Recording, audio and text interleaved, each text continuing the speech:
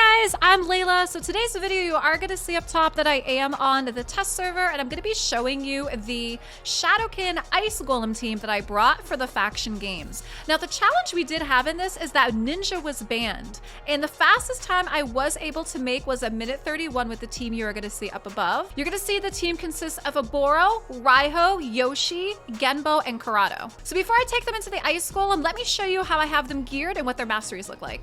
All right, first up we have Raiho. Now what's really interesting with her, if you didn't know, is Raiho in a toxic set, she can solo the Ice Golem by herself when she gets there. So right now I have her in a toxic and an immortal set, and for her stats, we have her at 76,000 HP, her defense is at 2100, I have her at 270 speed, 255 accuracy, and here are her masteries. So because again, this challenge ended up trying to be fastest time, is we know that there is going to be some damage with the poison ticks, but also want to try to get her to do as much damage as we possibly can too. So the masteries you're not seeing behind me is I did also choose methodical for her, and for her T6 went with War Master.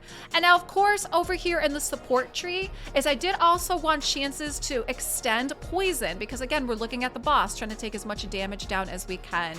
Next up we have Yoshi. Now the reason I brought Yoshi into this is because of his abilities. Is on his A3 he has a chance of placing a true fear on all enemies, and I found that this was going to end up being needed on the second wave, because second wave on Ice Golem, if you don't end up CCing the dogs, they will put reflect damage on you, and you want to try to keep them, especially with these being speed runs, you want to try to keep them from taking any turns. And so I found with him having that fear is, again, it's a bit of RNG, but it was kind of a CC that was needed. And you're also going to see that he is also in a toxic set as well too. This I'm thinking for when we get to the boss, again trying to get as much damage as we can from him. His stats, he's at 53,000 HP, defense is at 26, speed he's at 242, and 229 accuracy.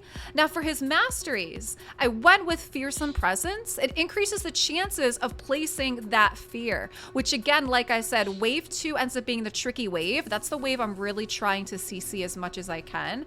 And then, you know, same thing is we're looking to try to extend some of the other buffs as we can too, because he does also have HP burn, which is great and does help do some more damage over time on the boss in the end.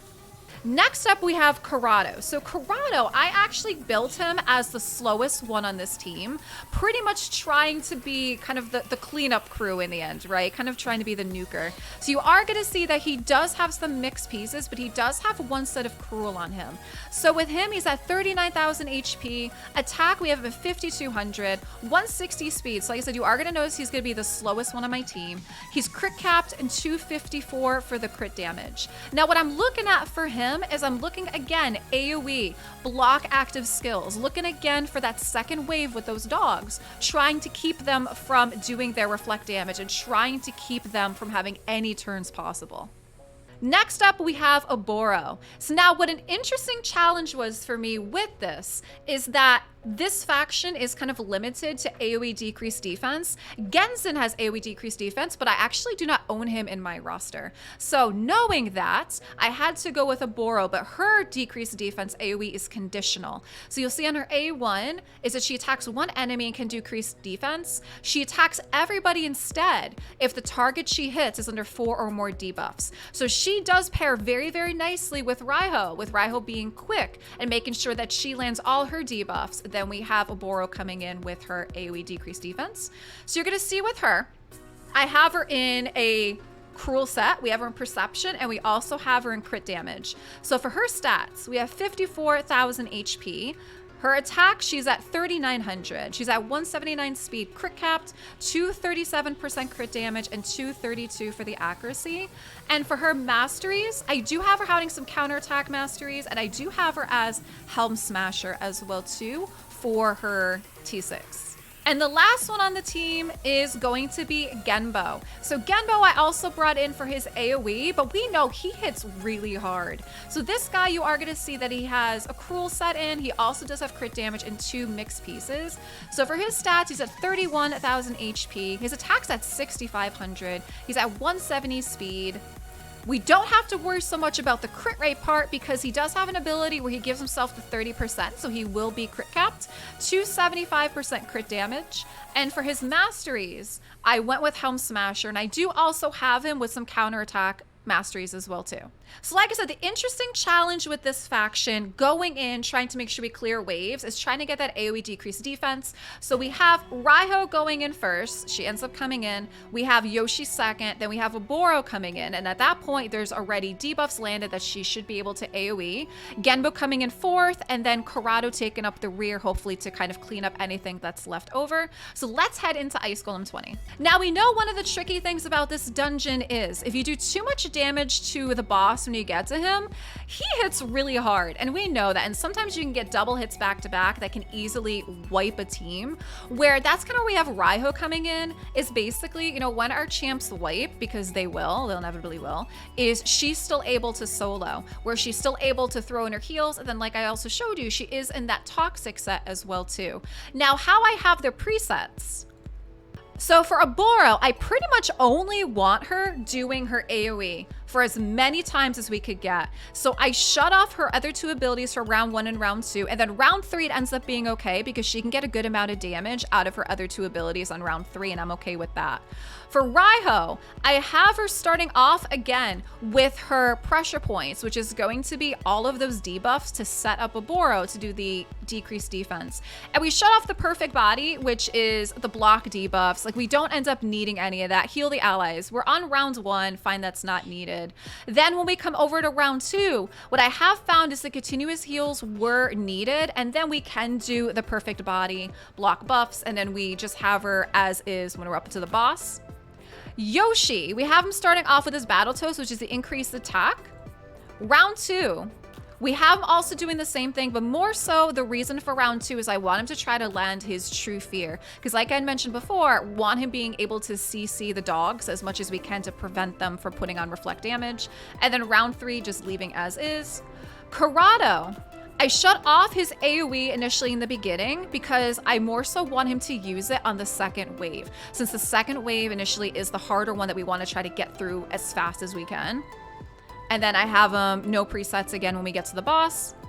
And then Genbo. So as I mentioned with Genbo, is he is going to increase his crit rate by 30%, which is why he's built at 72. So he's going to get increased crit rate. He's also going to do increased crit damage. He gets an extra turn, and he comes in with Heartless Blitz, which is going to be the AoE. So between Genbo and Corrado, they both should be able to be somewhat of a cleanup crew, at least in round 1. And then he ends up doing the same thing on round 2, is we're looking at him to buff himself, AoE, again, clean up whatever's left, and then round 3, just as is. Because again, I'm expecting that these guys are going to drop anyway, and you kind of have to watch how much damage you are going to do against the boss initially too. So let's get him near a run. All right, so initially I like to try to start with one of the girls in the front because they have the most amount of health. And you are gonna notice and see me kind of ping pong around a bunch. That's why I am actually clicking on some of these champs here. Because again, for Aboro to do her AoE decreased defense, she needs to hit a champ that has multiple debuffs on. Now when we get to round 2, same thing as I'm trying to watch how the dogs are, because the dogs are the ones that are going to be doing the reflect damage. So we got through the first dog fine. Genbo knocked him out of the park, and we are up to the boss in 35 seconds. So here we go. We do end up having Raiho landing her perfect body, her other abilities, which is great. And the boss is going to take a swing at us pretty soon. But you're gonna see that we got poisons, we got HP burn, we have decreased defense, decreased attack. We have all kinds of just debuffs on the boss. And Raiho's just doing her job. Perfect, there we go.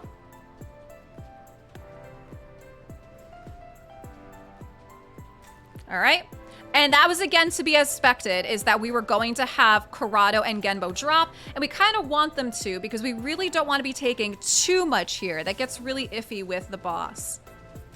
All right, that's fine. Usually a lot of times Raiho is the last one left, and like I said, she will end up just soloing him in the end because she is in that toxic and she is in that immortal set. So looks like I'll be pretty close to that 131 like I had showed you guys. There we go. So a minute 37. And we are going to see here is, you know, Genbo ended up doing the most amount of damage right here.